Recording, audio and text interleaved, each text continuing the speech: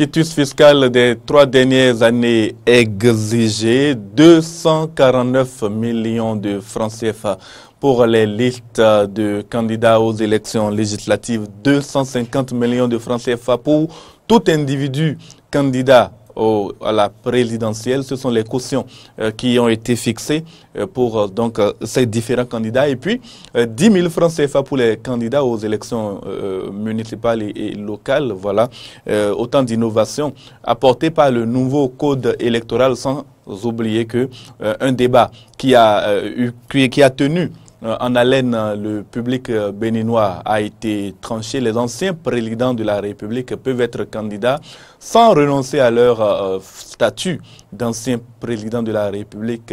Vous le savez donc, le nouveau code électoral du Bénin est voté, pas encore en vigueur, certes.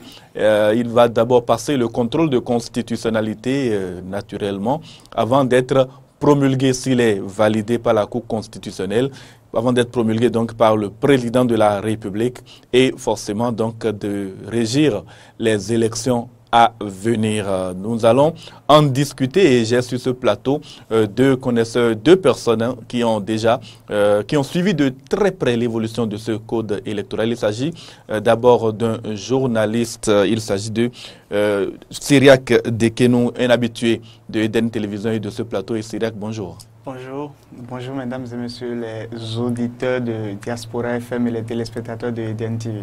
Merci donc à vous de nous rejoindre sur ce plateau. En face de vous, il y a Innocent Alokotu qui est un spécialiste de la communication politique. Innocent, bonjour. Bonjour monsieur le journaliste, bonjour chers téléspectateurs et auditeurs.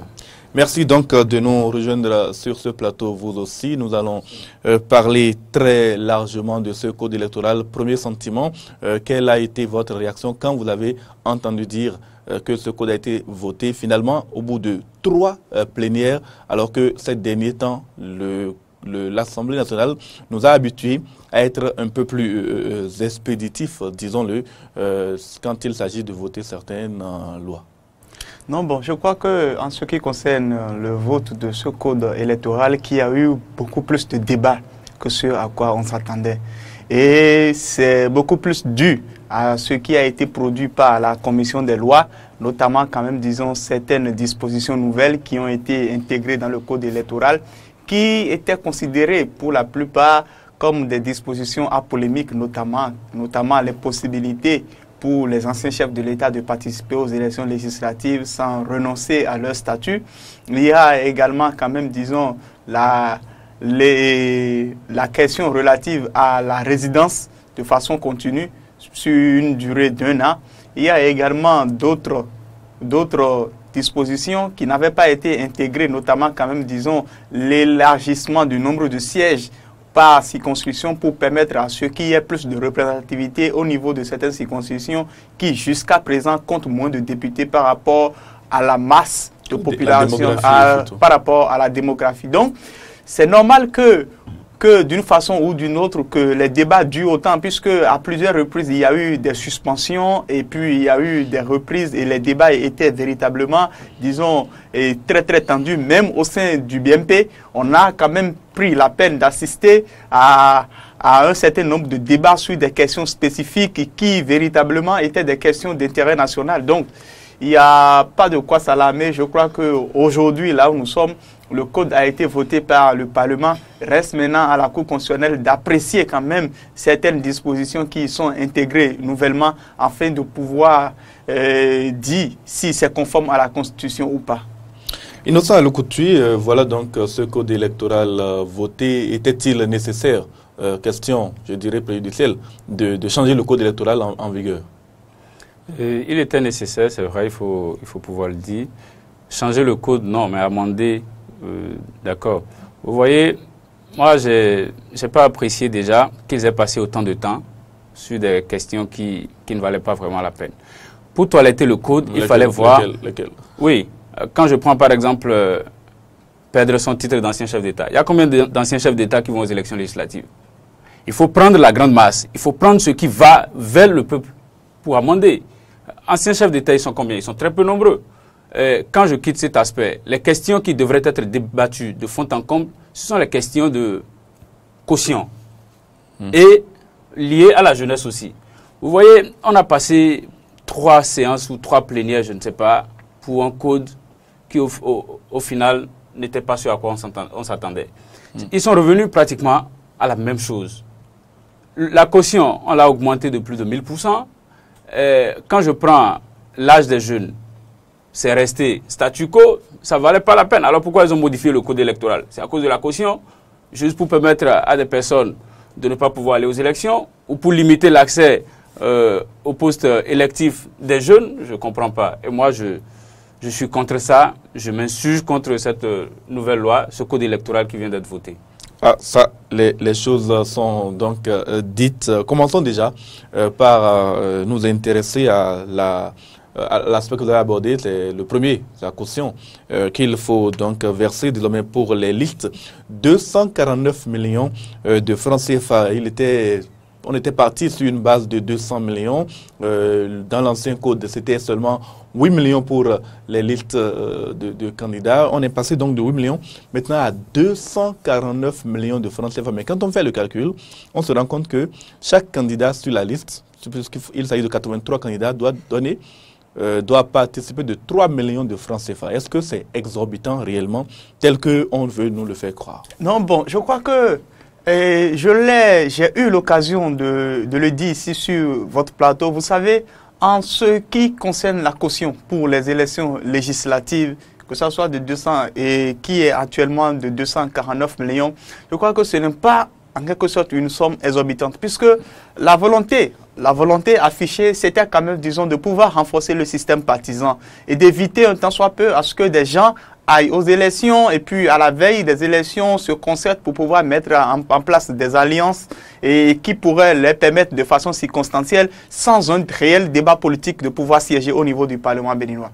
Donc, la question des 249 millions, comme la caution, moi, à mon humble avis, ne pose pas de problème puisque vous êtes 83 et s'il faudra cotiser quand même, disons, 3 millions par personne, cela ne pose pas un problème. Maintenant, voici quand même, disons, ce qui, d'une façon ou d'une autre, ne permet pas réellement à l'opinion publique d'apprécier à sa juste valeur cette caution. Puisque on a dit que la volonté, c'est de renforcer le système partisan béninois. Mais on a oublié qu'au niveau de la charte des partis, que l'on n'avait pas intégré, que par exemple pour être candidat aux élections présidentielles, qu'il faudrait être forcément issu d'une formation politique. L'autre aspect de la chose, c'est qu'au niveau du code électoral, moi je m'attendais plutôt à ce que l'on intègre dans le code électoral que dès lors que vous êtes député, issu d'une formation politique, que vous ne pouvez plus démissionner de cette formation politique, sinon si vous allez à ça, vous risquez de perdre votre siège. Mais cela n'a pas été inclus. Donc, d'une certaine façon, même si la volonté affichée est de renforcer le système partisan béninois, c'est-à-dire par ricochet renforcer les formations politiques, nous risquons, même au lendemain des élections législatives, rien qu'en ce qui concernera l'élection du prochain président du Parlement, de voir quand même des gens qui se sont fait porter par une formation politique, démissionner de leur formation politique et aller contre la volonté de leur formation politique. Et la même chose risque de se produire lors des élections présidentielles de 2021, où vous allez voir des gens, parce qu'ils sont députés, ne pas respecter la volonté de leur formation politique, ce qui, d'une façon ou d'une autre, va créer à coup sûr, à la veille des élections présidentielles, une certaine dislocation des formations politiques. Donc, ce sont des aspects que l'on devrait en principe intégrer pour donner plus de valeur aux 249 millions qui ont été fixés comme caution. Sinon, à l'état actuel des choses, je crois que la question de l'argent seul ne peut pas régler quand même, disons, la cohésion recherchée ou bien la réforme du système partisan que l'on a tant proclamé. 249 millions de francs CFA innocents à l'Okotui, Sirek de Kenoun l'affirme, ce n'est pas là le moyen le plus efficace pour fédérer les forces politiques et en sortir des partis politiques forts jusqu'au bout. Moi, je dis que c'est du folklore, les 249 millions. Et pourquoi? Oui, c'est du folklore parce que, vous savez, de toute évidence, ce n'est pas un individu qui paye la caution, c'est le parti qui paye la caution. Donc depuis toujours, ce sont les partis politiques qui ont payé la caution. Qu'on dise que ça revient à 3 millions par candidat ou par député, je dis c'est un faux problème. Sur une liste de 83 députés, d'accord, on voit 3 millions, mais on ne compte pas que c'est le parti qui paye. Aujourd'hui, dans le code, on dit que vous ne pouvez plus aller aux élections en alliance. Alors qu'est-ce qu'on demande aux partis politiques? Vous êtes parti politique, vous payez les 249 millions. Si vous proposez un candidat qui ne paye pas les 3 millions, vous faites comment? Vous assumez la responsabilité. alors qu'on évite de mettre les partis politiques en difficulté. De toute évidence, c'est parce qu'ils ont constitué des blocs qu'ils ont vu qu'il faut mettre la barre plus haute pour permettre aux partis politiques de ne pas aller aux élections, mais de faire le système partisan. Et c'est mal conçu, parce que le système partisan ne peut pas se relier à l'argent, ne peut pas être rapporté à l'argent. L'argent, c'est combien? 249 millions. Le système partisan permet-il d'absorber les 249 millions? Quel bloc, aujourd'hui, quand nous prenons les blocs qui sont présentés, un bloc qui a 11 partis politiques, quand on divise les 249 millions dans les 11 partis, ça revient à combien par parti politique? C'est ce qu'il faut voir. C'est pas qu'il faut voir que c'est 83 députés qui vont proposer. Le bloc en question les partis politiques du bloc en question vont devoir fusionner pour donner un seul parti, puisqu'il n'y a pas d'autorisation pour les alliances d'aller aux élections. Donc, quoi qu'il en soit, on ne parlera plus, d'ici 6 mois d'ailleurs, des partis politiques traditionnels, ceux qui existent aujourd'hui. Tous devront se réformer ou disparaître. On est d'accord? Dans la réformation, vous pensez qu'on ne va pas dire nous sommes tel nombre de partis politiques mis ensemble? Forcément. On va dire alors que chaque parti mis ensemble paye tel ou tant pour pouvoir soutenir financièrement le bloc, qui sera forcément un parti politique avant d'aller aux élections. Bien sûr, oui. Alors, c'est toujours le problème de 249 millions qui va se poser. Le problème de montant. On n'a pas besoin de fixer la base si haute. C'était à 8 300 000 pour un parti politique. Les partis politiques, ils allaient aux élections au plan national. Ils n'allaient pas aux élections dans une commune. On n'est pas dans un État fédéral. Nous sommes dans un État unitaire. Donc, il faut éviter qu'on mette la barre haute pour empêcher soit un individu ou la jeunesse, malheureusement, d'aller aux élections. Il faut permettre à tout le monde de pouvoir bénéficier du suffrage électoral. Mais est-ce que, Innocent Lacouture, véritablement, ce montant-là est discriminatoire ou disqualifiant pour la jeunesse? Puisque, justement, qu'on le veuille ou pas, ce qui est recherché, me semble-t-il, ce qui est recherché, c'est que, depuis la base, les candidatures soient portées par le peuple. Donc, que les citoyens puissent participer, déposer un peu d'argent pour accompagner le candidat à l'occasion de ces élections-là. Que les candidatures soient portées du bas vers le haut, je ne pense pas. Vous savez, vous ne pouvez pas avoir un parti politique, vous allez vous fédérer à un bloc pour former un autre parti politique plus grand et ne pas être tête de liste et aller proposer quelqu'un qui est en dessous de vous. Vous convenez de ça avec moi? Ce qui veut dire que ce sont les mêmes personnes qui seront proposées les têtes de liste pour se retrouver à l'Assemblée. En termes terre à terre, voilà ce qui va se passer. Et je les rassure qu'ils vont échouer. Bon, là, on n'en est pas encore là. Quand on forme le bloc, et qu'on pense que les candidatures vont partir du bas, il faut alors déjà permettre, comme au Kenya, où Mwiri Jean-Paul a été aux élections avec une liste indépendante. Et il a gagné à 24 ans. Il faut éviter de croire qu'on est tout puissant, parce que vous imaginez si c'était 40 jeunes à l'Assemblée nationale que ce code-là va passer? Ça ne va jamais passer. Ça ne va pas passer. Alors, ils ont proposé un code pour eux, taillé sur mesure, pour leur permettre de revenir à l'Assemblée. Mais ça ne passera pas, malheureusement. Ça, en tout cas, on verra bien si ça passe ou ça ne passe pas. Sirac de Kenou, maintenant, c'est 250 millions pour le président de la République. Ce montant est fixé par rapport aux fonds qui sont autorisés aujourd'hui pour la campagne électorale, 25 milliards de francs CFA. Nous sommes dans ce que nous pouvons appeler une reconnaissance de la réalité, puisque à l'occasion des présidentielles, les candidats quand même dépensent des sommes folles. Vous savez, ma position en ce qui concerne les cautions, ou bien la caution, elle ne variera pas. Ma position, rappelez-la nous. Ma position, elle restera la même. Parce que une fois ici, moi j'ai dit ceci. On ne peut en aucun cas, dans une démocratie moderne, dire que pour participer aux élections présidentielles de la République du Bénin, l'un des pays les plus pauvres d'Afrique subsaharienne, dit qu'il faut payer 250 millions.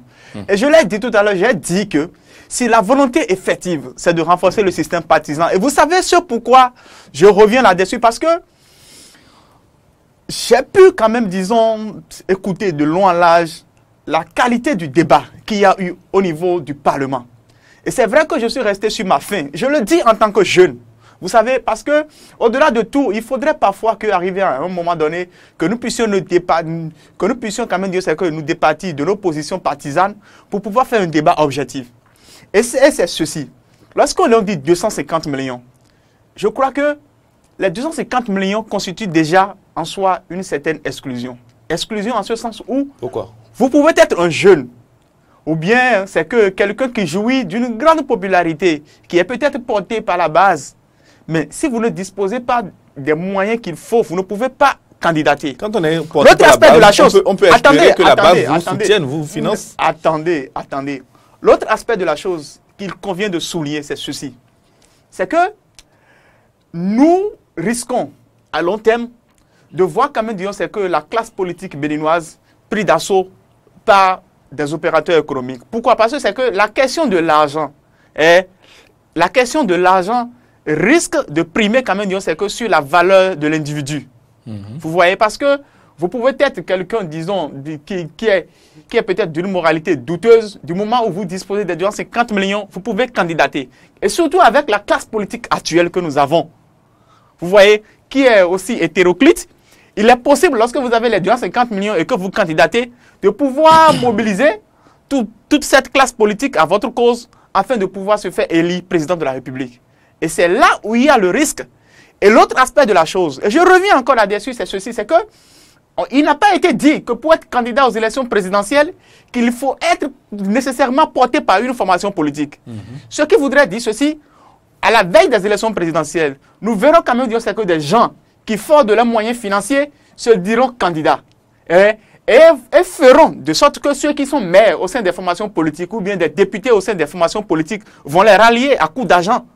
Donc cela fausse le débat. Il faut que nous puissions essayer de régler les problèmes de façon structurelle et non de façon conjoncturelle. Parce que ce code en l'état, et c'est là où je dis ce code en l'état, c'est que ne favorise pas forcément quand même, disons, la réforme du système partisan, le renforcement des partis politiques tels que l'on l'aurait souhaité. Et je dis que nous assistons peut-être à une certaine trahison de ce qui était la volonté affichée du président de la République. Parce que le président de la République a été toujours clair dans son programme, dans son projet de société, que son ambition c'est de renforcer le système partisan béninois. Et je m'attendais à ce que lorsque vous êtes bien payé, une classe politique qui se réclame de lui, que vous puissiez quand même du sens que agir en ce sens. Donc aujourd'hui, en l'état, les 250 millions ne règlent pas forcément le problème en ce qui concerne quand même que des candidatures sérieuses et des candidatures objectives pour les élections présidentielles à venir. À l'ocouture, vous avez donc vous aussi vu, 250 millions, c'est 10% des 25 milliards de francs CFA qu'il faut pour être candidat à la présidentielle. Et ce que note Chiriac, qui n'est pas anodin, c'est qu'on peut être candidat à la présidentielle sans être membre d'un parti politique. Est-ce que cela signifie que cet article-là, en tout cas, cette disposition sont taillées sur mesure pour aider le président de la République en place, dont on sait qu'il ne manque pas de moyens, et donc peut réunir les 250 millions, et d'autre part, qu'il n'est pas membre de parti politique, et donc si jamais on lui impose cela, être candidat en 2021 pourrait devenir un problème difficile. Je crois que non. Vous savez, le code électoral en l'état, je l'ai dit, c'est du folklore. Oui, je ne vais pas changer de veste par rapport à ça. 250 millions, de toutes les façons, ce n'est pas seulement M. Patrice Talon qui peut payer 250 millions pour aller aux élections. Je voudrais déjà pouvoir rendre hommage... Mais il n'est pas membre d'un parti politique. Oui, moi je ne suis même pas dans ce schéma-là. On n'a pas besoin d'être d'un parti politique parce qu'on a toujours expérimenté. Ce n'est pas aujourd'hui que le système partisan pourra faire quelque chose par rapport à ça. Quand je prends le cas d'Emmanuel Macron en France, il n'avait pas un parti politique. Mais quand il a démissionné, il a créé la France en marche. C'est avec ça qu'il est allé aux élections. On ne peut pas dire qu'il faut forcément être d'un parti politique avant de devenir président de la République. Ça va rien changer. Pourquoi faut-il être d'un parti politique avant d'être député? Oui, vous savez, c'est déjà là le problème. Le Parlement, c'est le plus haut lieu de la politique nationale. Ce n'est pas, pas la fonction du président. C'est un objectif de renforcement du système partisan qu'on nous a proposé. Donc, ce code-là devrait donner lieu à ce que, autant les députés que le président de la République soit issu d'un parti politique. Est-ce que quand vous voyez le système partisan dont nous parlons, vous croyez que c'est vraiment ça le système partisan? Je dis non. Non, déjà parce que ce n'est pas un système partisan participatif, ce n'est pas inclusif. On ne peut pas faire un système partisan qui est taillé sur mesure pour ceux-là qui sont au pouvoir. Ça ne marchera pas. Ça ne marchera pas. Aujourd'hui, dans le système partisan... C'est l'impression que vous avez? Oui. Et je vais vous le démontrer. Tout à l'heure, je vous ai dit, qui sont ceux qui ont fait les blocs? Ce sont ceux-là qui sont à l'Assemblée, ce sont ceux qui sont aux affaires. Alors, comment vous croyez que dans cet élan-là, des gens qui ne sont pas aux affaires, des gens qui veulent faire la politique, qui veulent envoyer de l'engagement politique, peuvent se mettre dans la course avec eux? Ça ne marchera pas, c'est difficile. Il faut pouvoir déjà que je rende hommage à ceux-là qui ont plaidé pour que la jeunesse puisse être ramenée à 18 ans d'âge, parce que c'est déjà une discrimination. On en parlera, oui. D'accord. Donc je reviens sur la question que vous avez posée. On n'a pas besoin d'être dans un parti politique pour être président de la République. À ce niveau, moi, j'ai aucun problème avec ça. La caution de 250 millions, c'est toujours dangereux. Parce qu'on n'a pas besoin d'aller verser 250 millions pour être candidat à une élection présidentielle. Ceux qui ont voté ça, parmi eux, il y a certainement d'autres qui ont l'ambition d'être président de la République. Combien peuvent verser les 250 millions? Et là encore, on ne dit même pas que c'est un parti politique. Ça veut dire que c'est l'individu qui vient verser les 250 millions. S'ils ont 250 millions pour aller jouer avec à ce niveau, pour avoir 1% de voix, vous voyez que c'est dangereux. Mais ça ne limite pas malheureusement le nombre de candidats. Est-ce que vous êtes sûr que nous n'allons pas justement avoir une liste de candidatures extrêmement limitée dans ces conditions-là? Je ne pense pas. Qui va oser déposer 250 millions de francs CFA en sachant qu'il ne peut pas réunir les pourcentages nécessaires pour se faire... Vous savez comment la politique se fait chez nous? On n'a pas besoin de voir qu'on va gagner avant d'aller verser les 250 millions. Quand c'était à 15 millions, combien avait la possibilité de réunir ce qu'il fallait pour même avoir une partie de ce qu'il verse? 15 millions. Combien? 15 millions et 250 millions, c'est oui, pas la même chose. Malheureusement, c'est que quand ils vont verser, ils vont aux élections, le suffrage qu'ils gagnent, ils vont vendre ça à un candidat qui va au second tour pour prendre leurs sous et bénéficier des postes politiques. C'est malheureusement ça et ça ne va pas changer. Vous verrez, vous êtes là pour voir. Parlons maintenant de ce que Innocent Alokoutoui a évoqué à un instant. On peut avoir un parti politique à 18 ans et l'honorable Claudine Prudence l'a souligné à l'Assemblée. On peut avoir un parti politique à 18 ans, c'est ce que prévoit la charte des partis politiques, mais on ne peut pas être candidat avant l'âge de 25 ans. C'est quoi cette anomalie? Je le disais tout à l'heure qu'au fait, c'est que je suis resté sur ma faim. Vous voyez, je suis resté beaucoup plus sur ma faim parce que s'il est permis à ce que déjà à 18 ans que vous soyez chef d'une formation politique, et c'est là où quand même c'est que je perçois un peu la contradiction entre un certain nombre de dispositions.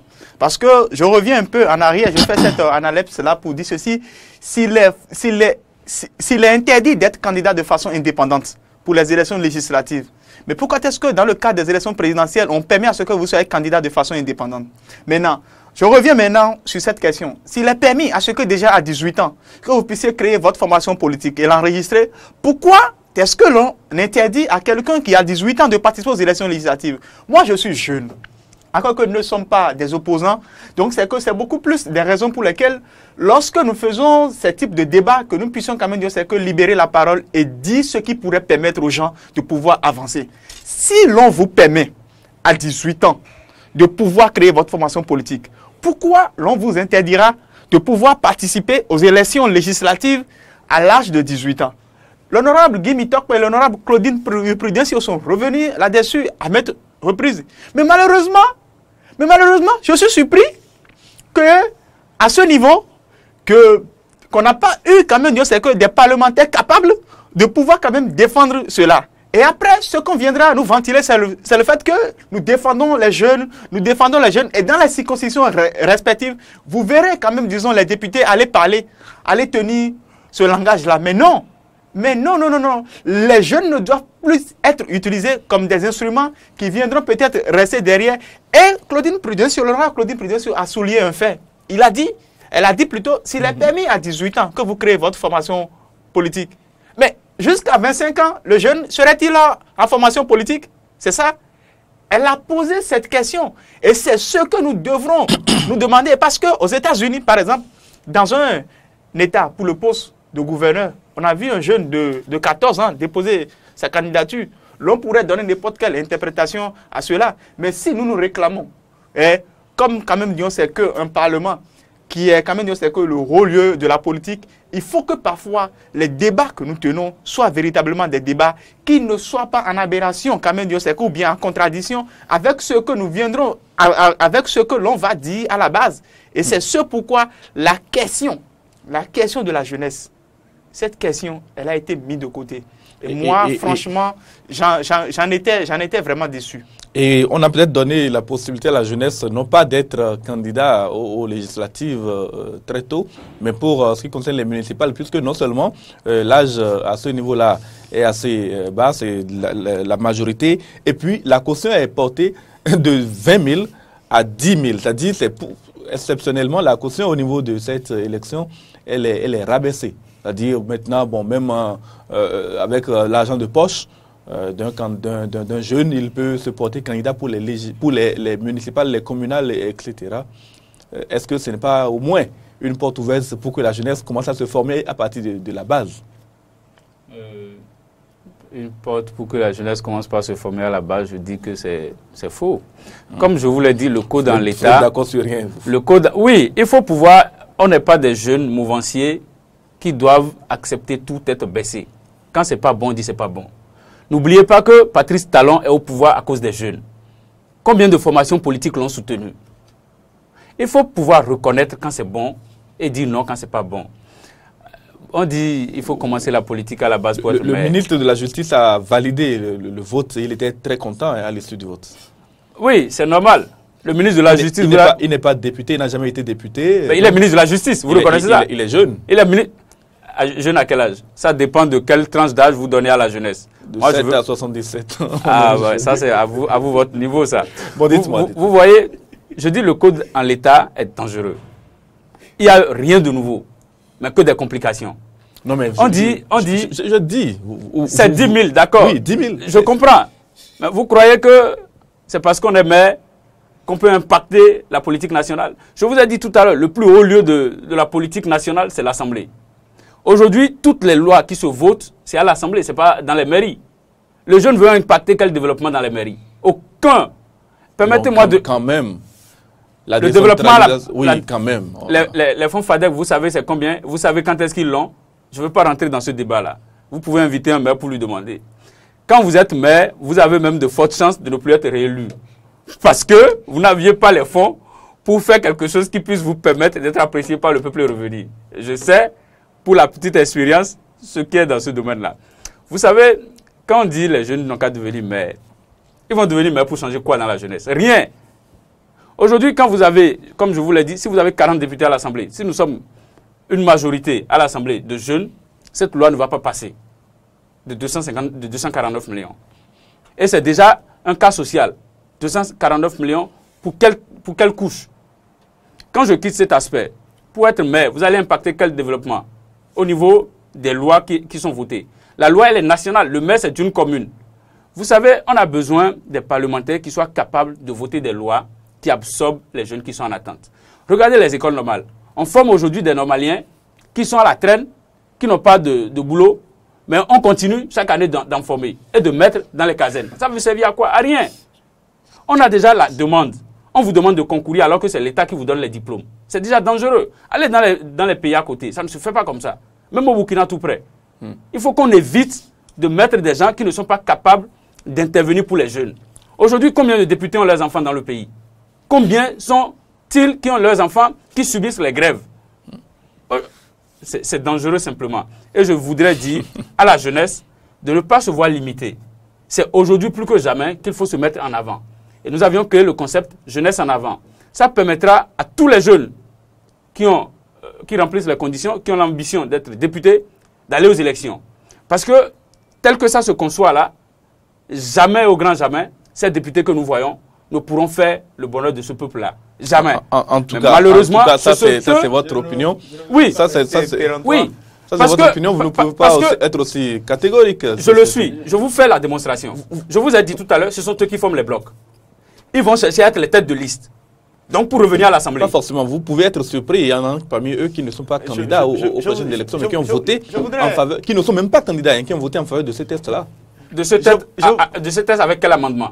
Je remercie déjà l'honorable Guy Mitokwe, l'honorable Claudine Prudencio, qui, je paraphrase, a dit on permet à un jeune à 18 ans de créer un parti politique et on lui demande d'attendre 7 ans avant d'aller aux élections législatives. Sera-t-il en formation pendant les 7 ans? Quelle formation? Ils n'ont rien à apprendre à quelqu'un. Nous savons tous faire le chemin politique. Aujourd'hui, la seule chose qu'ils ont et dont ils se vantent, c'est qu'ils sont déjà députés, c'est qu'ils sont dans les blocs, c'est qu'ils ont la possibilité de payer les cautions et de se retrouver à l'Assemblée. Et il y a Syria qui brûle de réagir. Je voudrais, c'est vrai qu'au fait, c'est que je ne voudrais pas rester aussi péremptoire comme, disons, mon vis-à-vis, mais tout en restant un peu modéré, j'aimerais quand même revenir sur cette question, puisque on dit que la possibilité est donnée quand même, disons, aux jeunes de pouvoir participer aux élections communales. Oui. Vous voyez, c'est que on pourrait dire ceci, on pourrait dire que tout a été concocté, hein, rien que pour satisfaire, disons, le déshydratat des députés. Parce que, en ce qui concerne les élections communales, si déjà l'on permet à quelqu'un de pouvoir participer aux élections communales, aux élections locales, alors pourquoi est-ce qu'on ne peut pas permettre à ce dernier de participer aux élections législatives? Est-ce que nous sommes, disons, en train, disons, de sous-estimer ce qui est élection communale? C'est ça. Parce que, d'une certaine façon, c'est une façon implicite d'hiérarchiser les élections en République du Bénin. Et moi, j'ai vu quand même, disons, des gens qui étaient peut-être députés, revenir à la base pour devenir des maires. Donc, ce problème-là n'est pas réglé. Et la question de l'âge, je reviens surtout là, puisque c'est comme si, par exemple, on vous dit qu'à 18 ans, vous êtes capable d'avoir votre licence en journalisme, mais que vous n'êtes pas capable, peut-être, disons, c'est que de présenter le métier. D'exercer le métier si vous n'avez pas 25 ans. C'est une discrimination. Mais c'est grave. Mais c'est grave. Et il reviendra à la Cour constitutionnelle. Et c'est surtout sur ce fait. Et nous espérons. Et c'est surtout sur ça. Et c'est surtout sur ça que moi, au fait, j'attends. Pourquoi est-ce que je le dis? Puisque, au fait, c'est que il n'y a pas un code électoral pour les élections communales et locales à part. Non. Mais c'est dans le même code. Il est permis à ce que quelqu'un puisse participer aux élections locales à 18 ans. Mais pourquoi est-ce que l'on interdit à ce que le même individu participe aux élections législatives et aux élections présidentielles à un certain âge?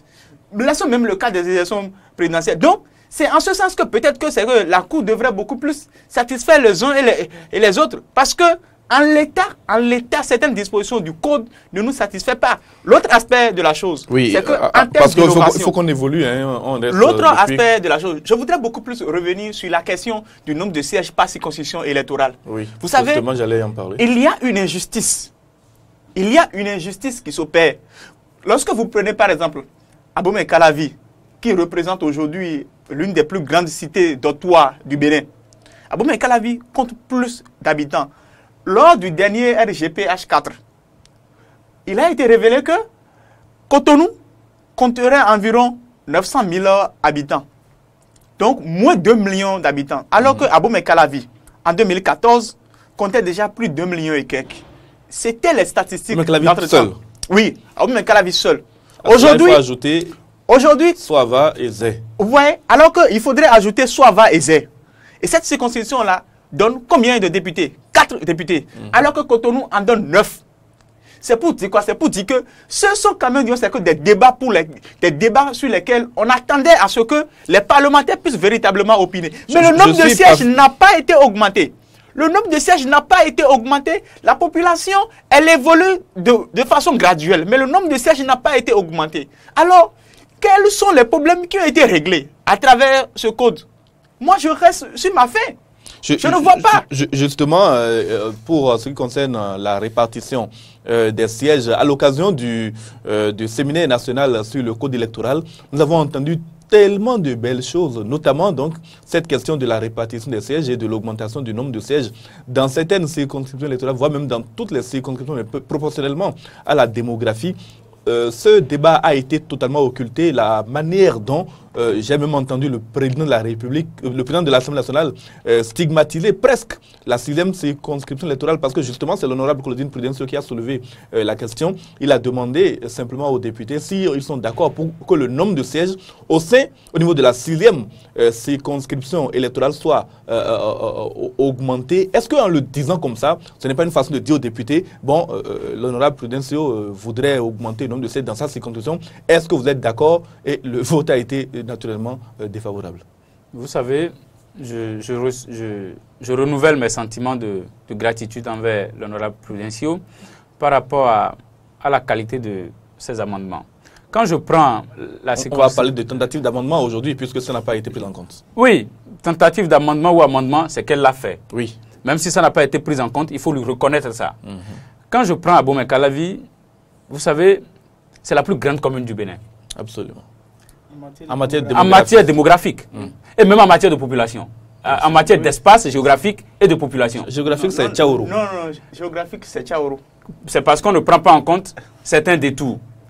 Vous savez, Calavi aujourd'hui, qu'on le veuille ou non, est plus grand que Cotonou.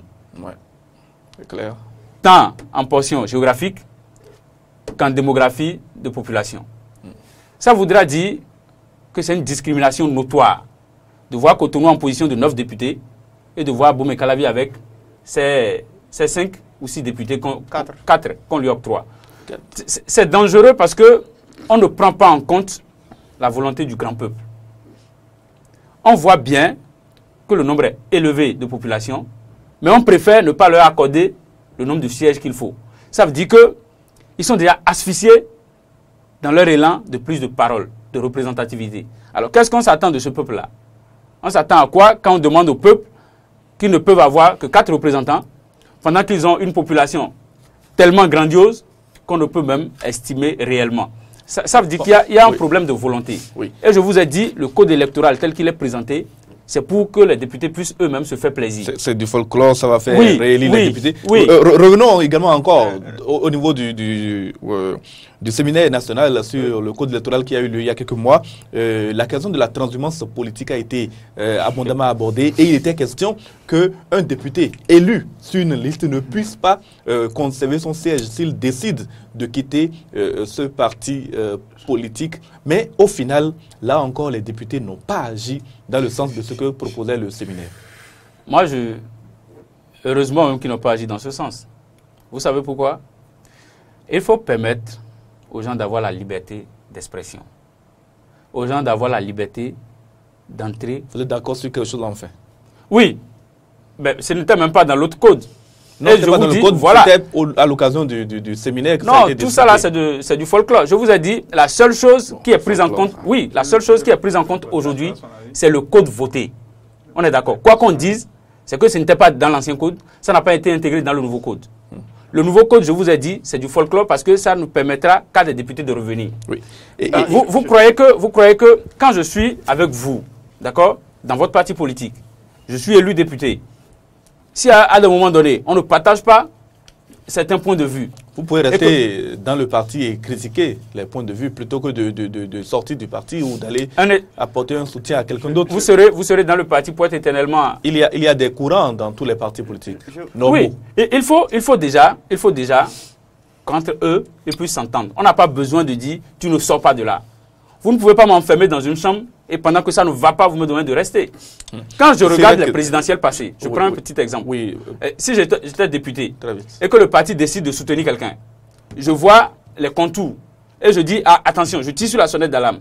1, 2 fois. Le parti ne veut pas m'écouter, je fais comment? Je suis obligé de rester avec eux. La discipline de groupe. On va revenir. Je voudrais quand même revenir sur cet aspect parce que... La transhumance politique, vous l'avez déjà évoqué. Sur la transhumance, parce que je ne suis pas d'accord avec mon vis-à-vis parce que si nous devons véritablement avoir une classe politique responsable, c'est d'éviter à ce que les mêmes qui aujourd'hui ont supporté tel individu se retournent demain parce qu'ils n'ont plus leur intérêt avec lui pour le combattre.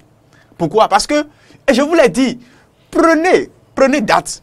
Vous allez voir, lorsqu'il s'agira d'élire le prochain président de l'Assemblée nationale, vous allez voir des gens qui sont restés dans un même bloc, qui ont défendu un idéal donné, s'opposer maintenant à ce bloc, rien que pour élire quelqu'un qui n'est pas forcément de leur bloc. La classe politique béninoise, elle est connue par quoi? Elle est réputée pour ces gens d'aspect-là. C'est-à-dire quoi? Aujourd'hui, nous sommes avec IS, demain on peut quitter et chacun peut aller pour créer sa formation politique. Mais non. Est-ce que quand on est plus d'accord, on est obligé de rester vraiment ensemble? Lorsqu'on n'est plus d'accord, regardez par exemple au sein des Républicains. Regardez le président Laurent Wauquiez, vous voulez dire? Non, le président de la Chambre des représentants au niveau des États-Unis. États-Unis.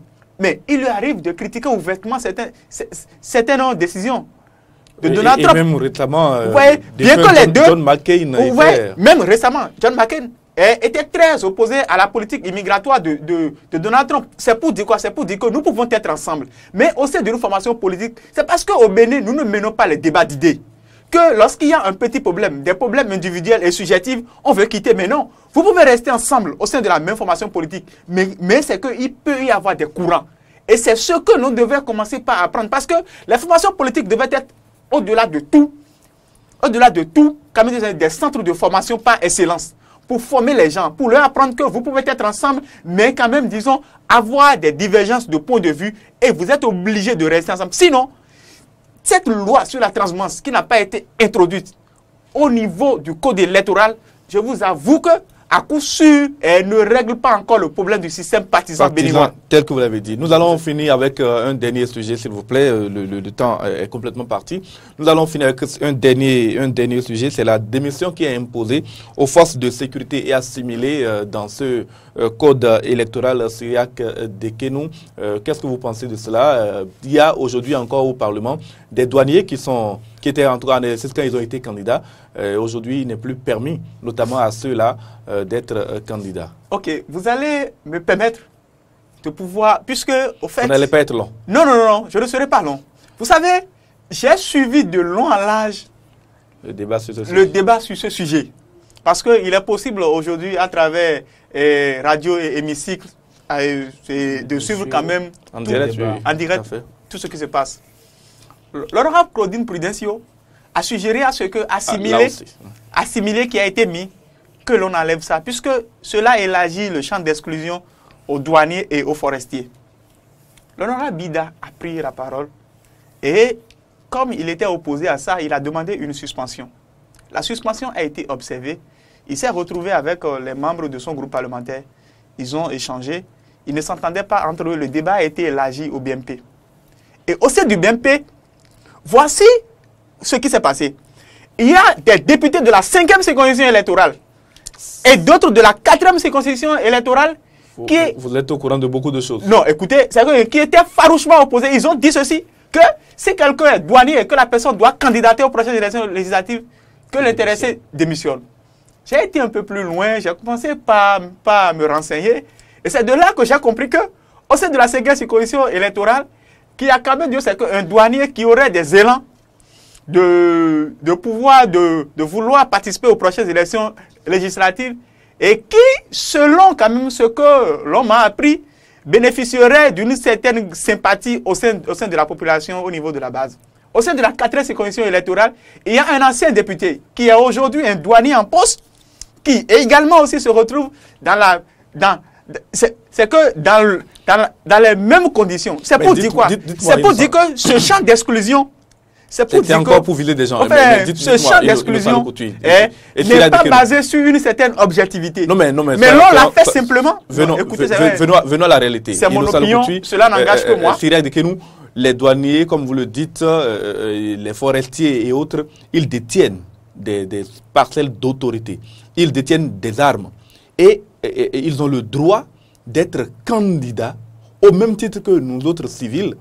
Et en ce moment-là, surtout que les douaniers, on connaît la surface financière qui peut être la leur au bout de quelques années d'exercice du métier. Ah bon. Est-ce qu'il n'y a pas une justice qui vient d'être rétablie en leur demandant de renoncer au moins 1 an à l'avance, 6 mois pour le compte de des élections à venir, de renoncer à leur fonction avant d'être candidat? Quand même, est-ce qu'il n'y a pas une justice à ce niveau-là?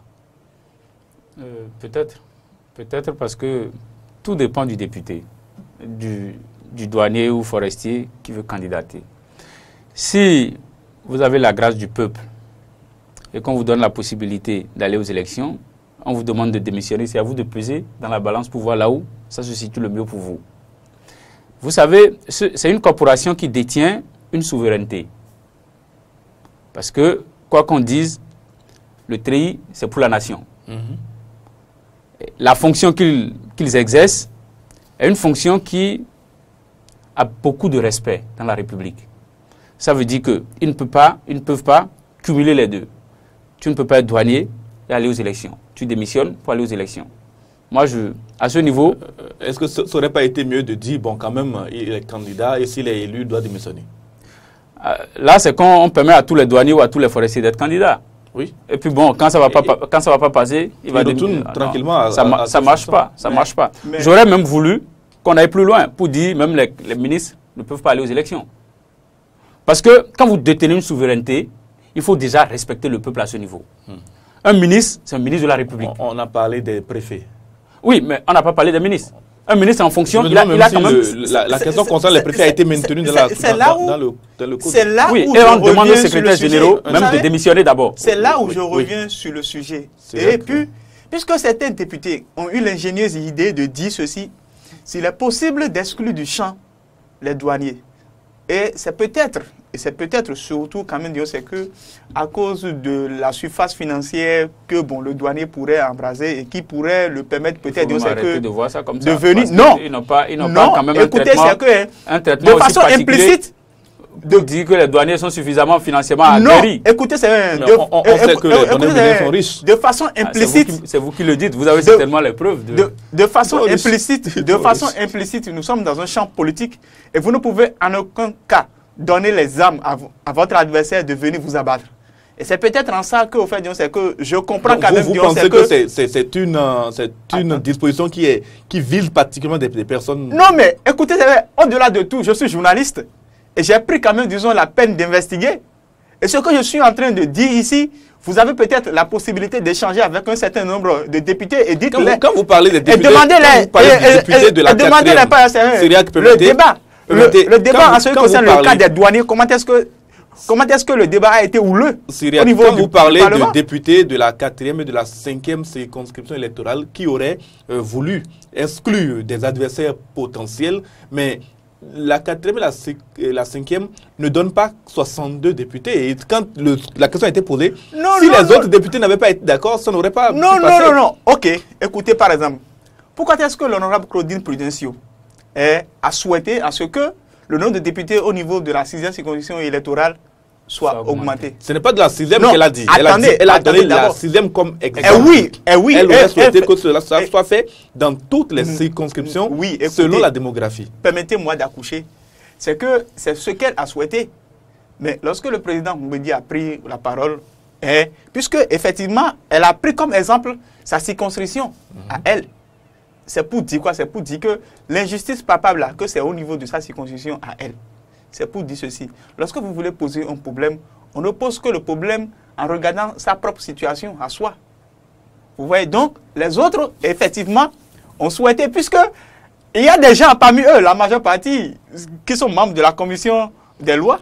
C'est pour dire, c'est vrai que quand même, disons, c'est que vous avez l'opportunité, c'est ça ce que je disais, de demander peut-être à un député, oui, le débat en ce qui concerne le cas des douaniers et des forestiers. Comment est-ce que le débat a été mené? Oui, allons-y vite. On va clôturer. C'est pour dire ceci, c'est pour dire que peut-être que l'intention aujourd'hui, c'est d'éviter à ce qu'il y ait cette discrimination au niveau des policiers, des militaires, et qui ne soit pas élargie au niveau des douaniers et des trucs là, et des forestiers. Là, peut-être, c'est que je le comprends. Mais c'est que, quitte à savoir si, effectivement, cela permettra aux uns et aux autres de se faire réélire. En tout cas, ce qui est certain, il y a encore la possibilité pour ceux qui sont en exercice de quitter leur fonction s'ils veulent être candidats. La discrimination qui s'instaure, en tout cas pour ce qui concerne votre point de vue, n'est pas aujourd'hui rédhibitoire et ne peut pas les empêcher d'être candidats. Je ne peux plus que vous remercier, mes chers invités. Innocent Alou-Coutuit, vous êtes spécialiste en communication politique. Vous avez vraiment marqué votre opposition à certaines dispositions de ce code électoral. Merci à vous. Je n'ai même pas encore conclu. Je n'ai pas encore dit mon mot de fin. Vous voyez, le temps qui nous est imparti est très très largement terminé. Nous allons avoir d'autres occasions d'opiner de façon plus précise sur certaines dispositions de ce code électoral. C'est quand même 397 articles, 7 livres et un débat qui a occupé 3 fois la plénière avant d'être donc de donner ce résultat. Ils ont voulu tuer le temps, ils auraient pu faire ça en une seule plénière. 9 innovations seulement, selon ce que les journaux nous ont rapporté. Merci à vous aussi, Cyriaque Dekenou. Voilà donc, chers amis téléspectateurs, c'est l'essentiel de faire croiser de ce jour. Nos invités n'étaient pas toujours d'accord, c'était tout bénef pour nous.